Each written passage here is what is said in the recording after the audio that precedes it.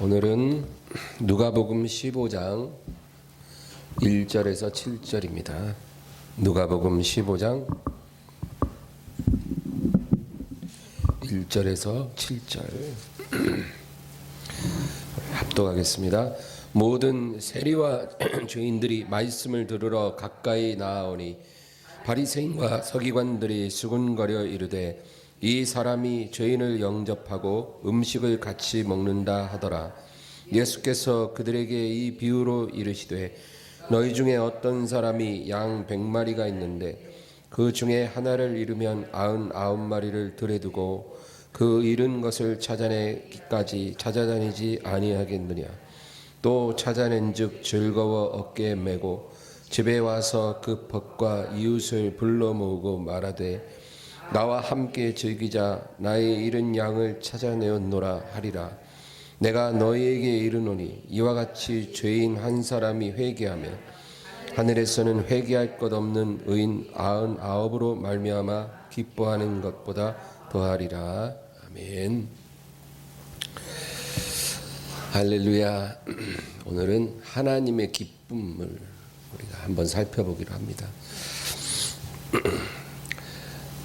오늘 말씀에 보니까 세리와 죄인들이 말씀을 들으러 가까이 나오니, 예수님이 이 세상에 계실 때 예수님께 나오는 사람들은 두 부류가 있었어요. 첫째는 병자와 귀신 들린 자들입니다. 이들은 주님 앞에 나와서 고침받기를 원했어요. 나사렛 예수여 나를 불쌍히 여기소서.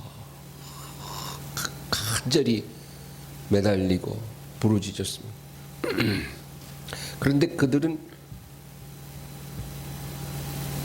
병고침 받고 나면 더 이상 주님을 따라다닐 이유가 없어졌기 때문에 주님을 떠났어요. 기적을 원해서 찾아왔고 그 기적을 체험한 후에는 주님을 떠납니다. 물론 개 중에는 계속 주님을 따라다니는 사람들도 많았겠지만 대부분은 문제 해결되면 주님을 떠나는 거예요. 그리고 또 하나의 부류는 세리와 죄인들입니다. 그들은 그 예수님을 찾는 이유가 달랐어요. 그들의 마음속에 있는 죄책감, 그게 그들이 가진 문제예요. 어떤 병을 고치거나 이런 게 아니라 마음의 문제, 죄책감의 문제, 이거를 해결받고 싶어서 주님 앞에 나오는 부류가 있었다는 거예요. 그래서 오늘 본문에도 세리와 죄인들이 주님 앞에 나왔다. 이들이 그런 사람들이에요. 여러분, 세리가 뭐예요? 세리, 텍스 콜렉터. 그 당시에 로마의 식민 치하에 있었어요. 이스라엘이. 그러니까 로마 제국이 자신의 식민지로부터 세금을 걷어야 되는데 그 세금을 걷어 바치는 사람들이 세리였죠. 그래서 그 세리들은 다 유대인들입니다. 유대인들인데 자기 동족으로부터 세금을 걷어서 제국에 바치는 거죠. 그래서 그 징수액이 많으면 거기에 따라서 자기 인센티브부터 커지는 거예요. 그리고 자기와 가족들이 편안하게 살 수 있는 거죠. 실적이 좋으면. 그러나 실적이 안 좋으면 자기가 힘들어지는 거예요. 식민 치하에 있는 것도 서러운데 세금을 바치는 그 심정이 여러분 좋을 리가 없잖아요. 그런데 이 세리들은 세금을 빠짐없이 걷어서 바쳐야 자기가 행복하게 살 수 있기 때문에 딜레마죠.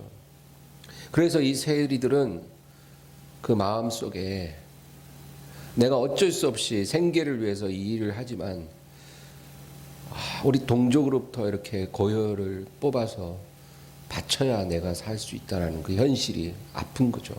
그래서 마음에 죄책감이 있는 거예요. 또 죄인들은 어떤 사람이냐? 뭐 다양한 과거에 여러 잘못을 갖고 있는 사람들. 그렇죠? 그래서 이 세리는 현재의 죄로 인해서 죄책감에 눌린 사람들이고, 이 죄인들은 과거에 저지른 잘못들로 인해서 그 마음의 죄책감을 갖고 살아가는 사람들. 이 사람들이 말씀을 듣기 위해서 주님 앞에 나왔다, 그거예요. 여러분, 주님을 찾아 나온 사람들 두 부류 중에 문제 해결받기 위해서 나온 사람들과 죄책감을 해결해서 나온 사람들은 구하는 게 달라요. 문제 해결을 원해서 나온 사람들은 기적을 원하고, 죄책감 때문에 나온 사람들은 죄사함을 원하는 거예요. 근데 이 죄사함, 회개는 말씀을 통해서 열리는 거예요. 말씀이 들어와서 그 죄를 어둠 가운데 빛으로 확 드러내고, 그리고 하나님이 어떤 분인지, 나는 어떤 사람인지, 그게 말씀을 통해서 환하게 드러나져야 진정한 회개가 나오는 거예요. 그래서 죄사함 받기 원하는 사람은 회개를 해야 되는데, 회개를 제대로 하려면 말씀이 들어와야 돼요. 그래서 이 세리와 죄인들이 말씀 들으러 주님 앞에 나왔다는 거예요. 내 몸 아픈 거 좀 고쳐주세요, 주님. 그래서 주님을 따라오는 게 아니라 말씀 들으러 따라오는 사람들이었다, 그거죠. 여러분, 왜 제가 이 두 부류를 얘기를 하냐면, 문제 해결을 위해서 나오는 사람들은 그 기적을 체험합니다. 예수님께서 그 사람들도 다 고쳐주세요. 정말 고통스러운 문제가 있으면 주님이 그거 해결해 주세요, 부르짖는 자에게. 그런데 이렇게 문제 해결을 받고 나면 삶은 변할지 몰라도 사람은 안 바뀌어요. 그리고 문제 해결되면 다 떠납니다. 사람은 안 바뀌어요. 그러나 죄책감 때문에 괴로워서 나온 사람들은 기적이 필요한 게 아니라 말씀이 필요한 거예요.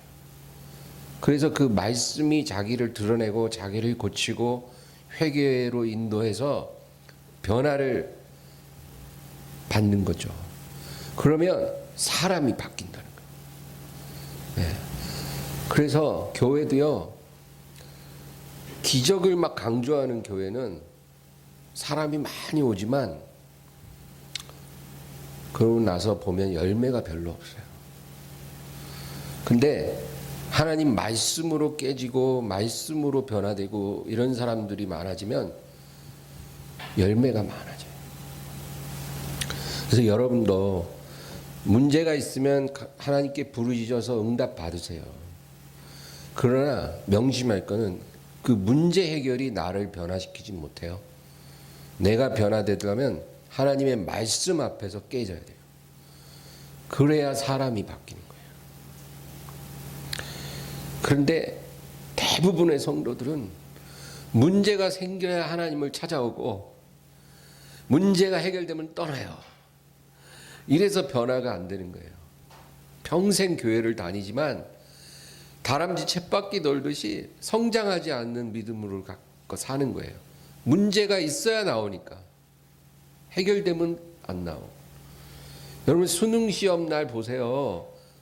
큰 교회 가면 수능 시험일 날은 진짜 기도의 용광로예요, 용광로.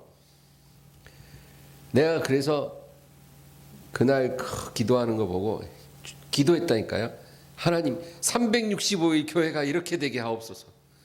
그러면 진짜 온 땅이 다 주님께 돌아올 거예요. 모든 교회가 365일 그렇게 기도하면, 아니 10분의 1만이라도 그렇게 기도하면, 자식이 대학 갈 시험 보는 날은 그렇게 간절하게 기도를 해요. 근데 시험 끝나면 싹 꺼져요. 문제 해결되면 그 기도의 불이 다 꺼져버려요. 그래서 우리가 하나님 앞에 문제를 가지고 나오는 것도 물론 틀린 건 아니지만 하나님 말씀 앞에 나와서 변화받는 것, 그게 진짜로 우리를 변화시킨다라는 거죠. 우리 성경 히브리서 4장 한번 찾아보겠습니다. 히브리서 4장 12절 13절입니다.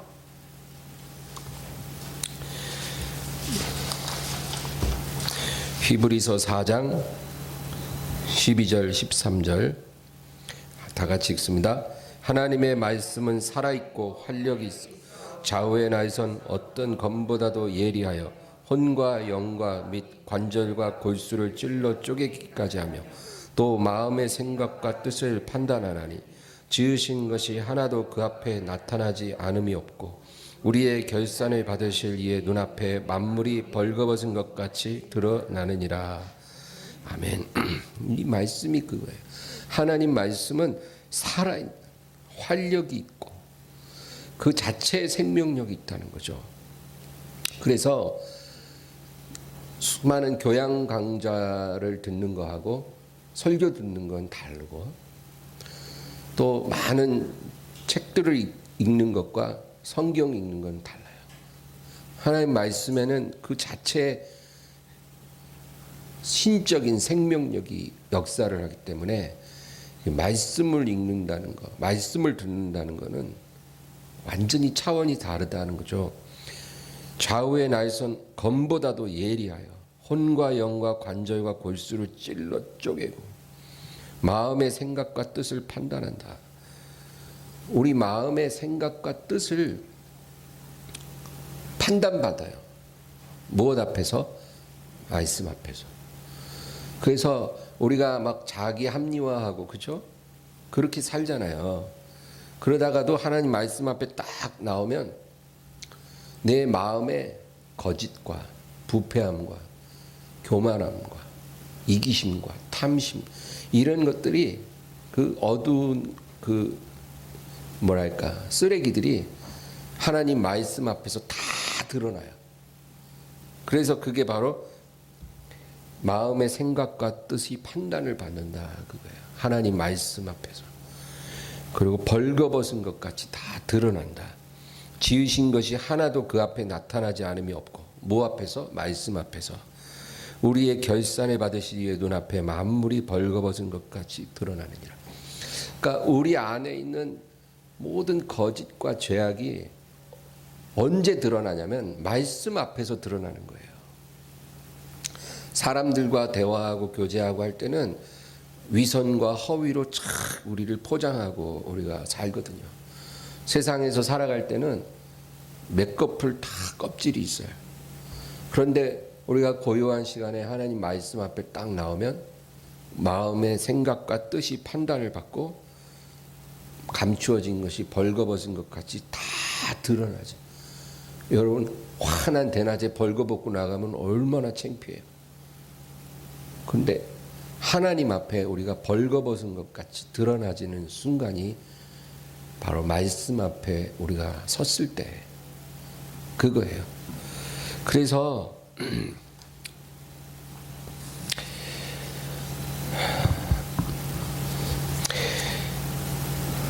이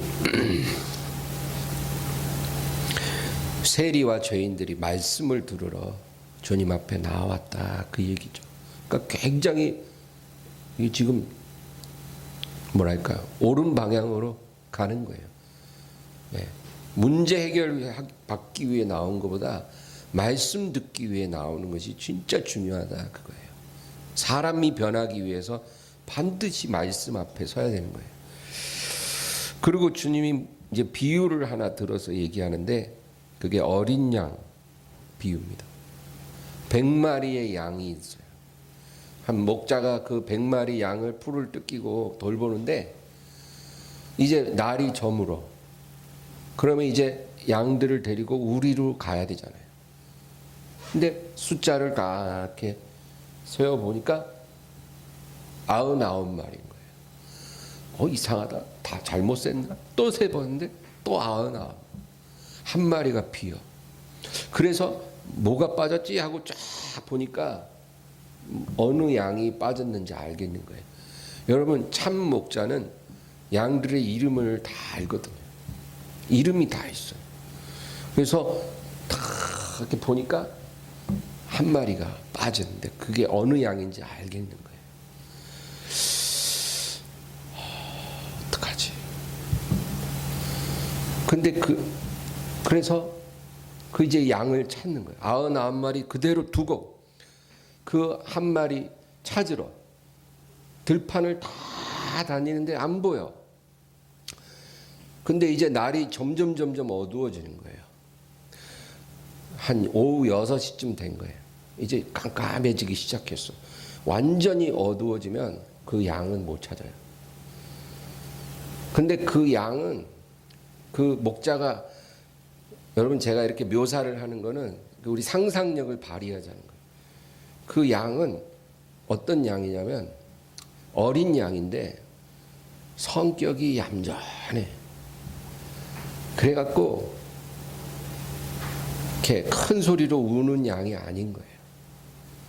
그러니까 분명히 어디 처박혀갖고 가만히 있을 거란 말이죠. 근데 어두워지면 이제 못 찾는 거예요. 여러분, 완전히 캄캄해진다는 거는 구원의 문이 닫힌 걸 의미해요. 구원의 문이 닫히기 전에 그 양을 빨리 찾아야 돼요. 그래야 그 양이 사는 거야. 근데 지금 99마리는 딱 있는데 한 마리가 비어. 이제 완전히 어두워지기 직전이에요. 그래서 그 양을 찾으러 다니는 거예요. 그 양의 이름을 막 불러. 그 양의 이름이 미에야, 미에. 그래서 미에야, 미에야 하는데 이 양이 어디서 미에 하고 이렇게 울어야 되잖아. 근데 안 울어. 얌전해 갖고 소리를 못 내. 미에야 그러면, 그러고 가만히 들으면 미에 이래야 되는데 소리가 안 나. 얘가 어디 갔어? 그리고 찾다 보니 저 바위 밑에 움푹 파인 곳이 있는데 거기 빠진 거예요. 이 양이 빠져갖고 다리를 좀 다쳤는데, 그러면 미에 하고 울어야 되잖아. 그러면 금방 찾을 텐데 소리를 안 내니까 찾다가 미에 하고 들어보는데 어디서 조용히 미에. 그래서 있구나. 그거 찾아서 그 양을 딱 끄집어낸 거예요.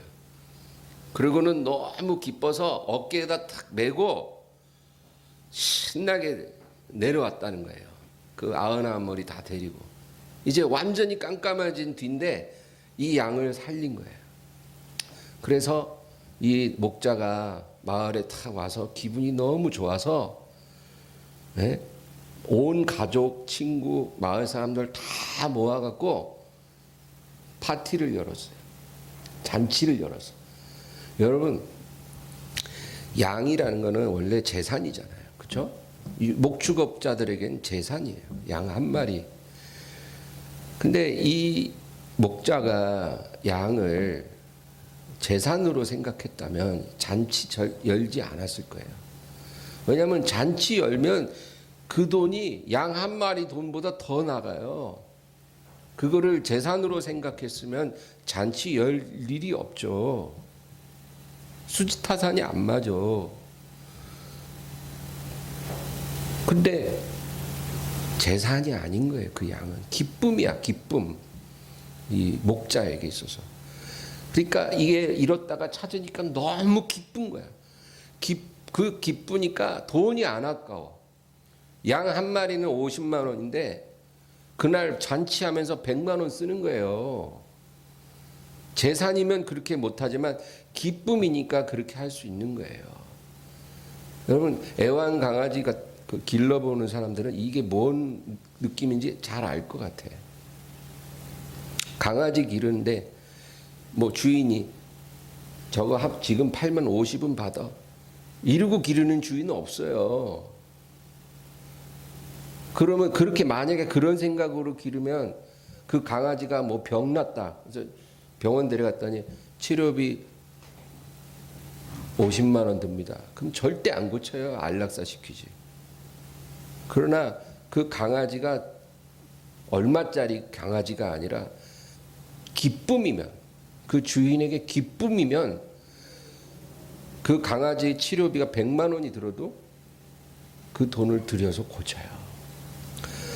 강아지조차 주인에게 기쁨이 될 때는 그렇게 할 수 있는 거예요.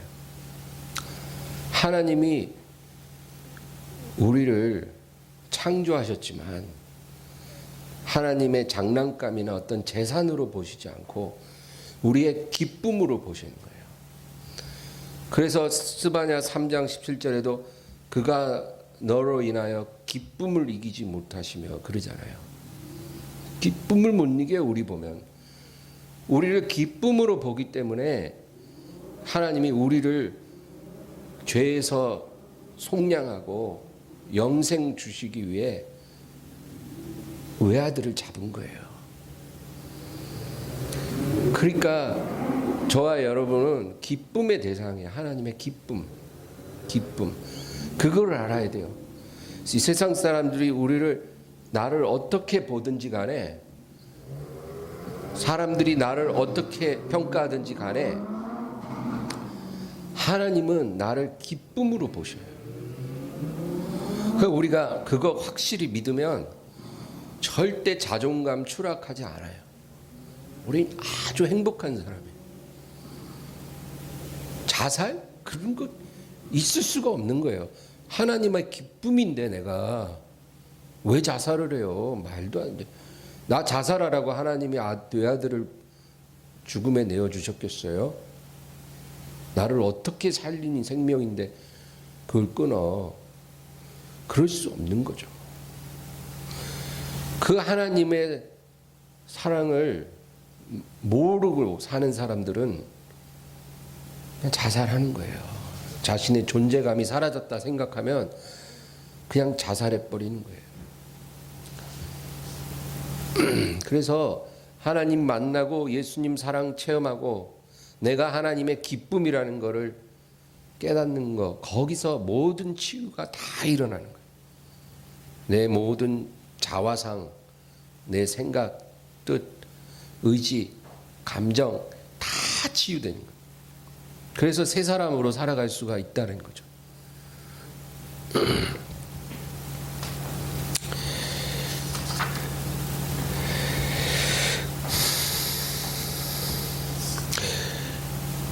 여러분, 그래서 우리가 잃어버린 영혼을 찾기 위해서, 이 하나님의 기쁨을 위해서 우리가 하나님과 동업하는 사람이 돼야 될 줄로 믿습니다. 오늘 이 얘기를 하고 싶었던 거예요. 복음에 완고한 사람들이 있어요. 아예 하나님에 대해서 딱 담을 쌓아버린 사람들, 뭐 아무리 말해도 벽에다 말하는 것 같은 사람들, 혹은 과거에는 교회를 다녔지만 믿었지만 지금 완전히 하나님을 떠나서 돌아오려고 하지 않는 그런 사람들은 우리가 한두 번 권면하고 미련두지 말아야 돼요. 우리가 관심을 가져야 될 사람들은 물 위에 있다가 실족해서 구덩이에 빠진 사람들이 있어요. 어린 양같이 실족해서 구덩이에 빠진 거예요.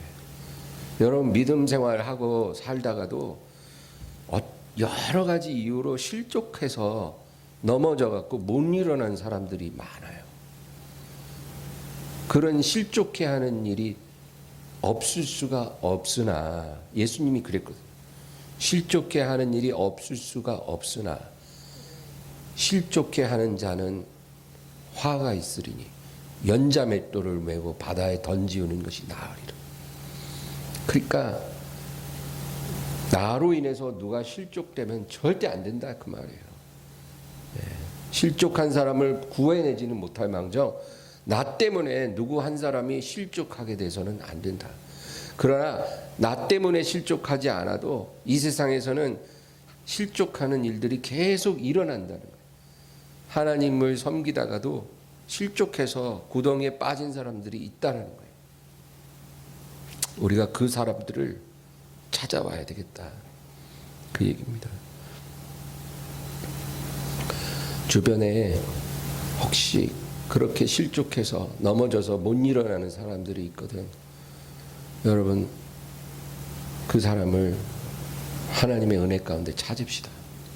지금은 그거 해야 돼요. 오늘 말씀에 날이 저물어 가는데 이제 완전히 어두워지면 못 찾아요. 이 사람이 잃은 양 한 마리를 찾아서 기뻐서 어깨에 메고 온 것처럼 내 주변에 하나님을 떠나 실족한 사람이 한 명이라도 보이거들랑 여러분, 그 사람을 찾아서 주님께 데리고 온다면 하나님께서 얼마나 기뻐하실까. 네.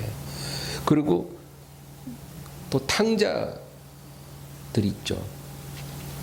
탕자들은 뭐냐면 이 누가복음 15장 11절 아래로 보면 탕자의 비유가 또 나와요. 예수님이 이 비유를 연이어서 하시는 이유가 있어요. 이 탕자는 그 둘째 아들 아버지에게 자기 몫을 달라는 거예요. 원래 아버지가 주시는 몫은 유산으로 주는 거기 때문에 아버지가 돌아가셔야 아들한테 몫을 주게 돼 있는 거예요. 그러니까 시간이 돼야 자기 몫을 받게 돼 있다, 그 말이에요.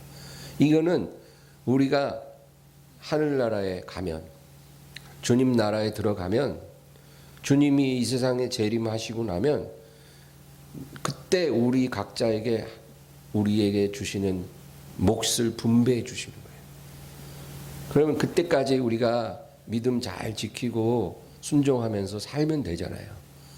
근데 탕자들은 시간이 되지도 않았는데 자기 몫 빨리 달라고 하는 사람들이에요. 그게 탕자의 본질이에요. 그래서 주님 나라가 임했을 때 보상을 받아야 되는데 그게 아니라 주님 나라가 임하지도 않은 이 세상에서 보상을 다 받고 싶어 하는 사람들이에요.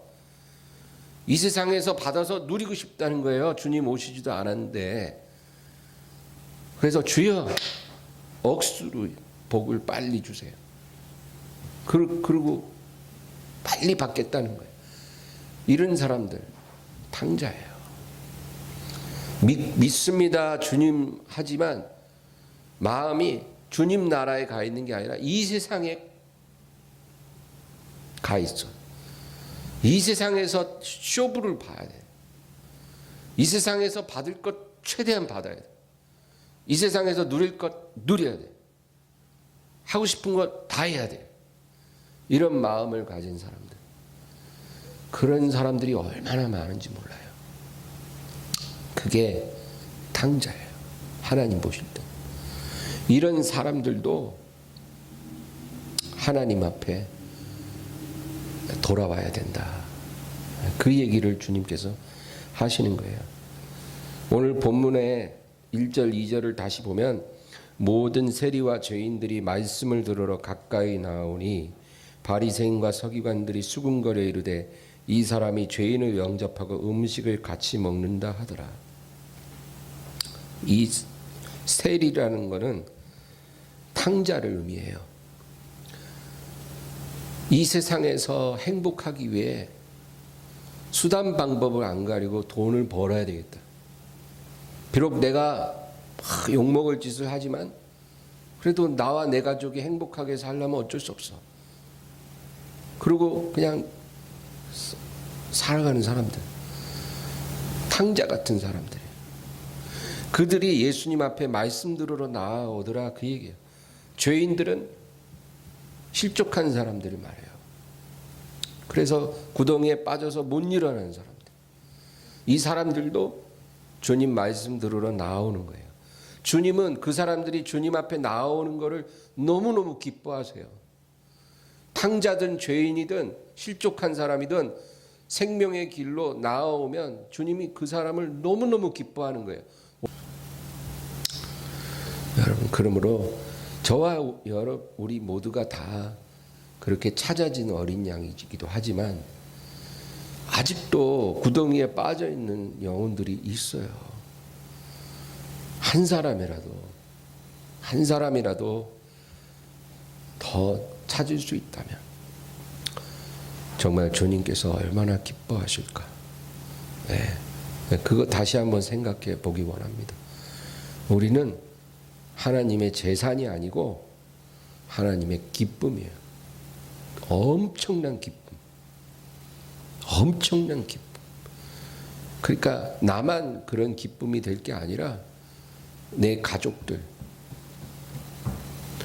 내가 주변에 있는 그 사람들까지도 찾아져서 하나님의 기쁨이 될 수 있다면 정말 그게 우리가 해야 될 마지막 사명이 아닐까요? 여러분이 직장 생활을 하든지 사업을 하든지 가정에 있든지 간에 여러분 이 기쁨을 위해서 살아가야 될 줄로 믿습니다. 오늘 말씀을 생각하면서 간절히 주여 한번 크게 부르고 기도하겠습니다. 주여 감사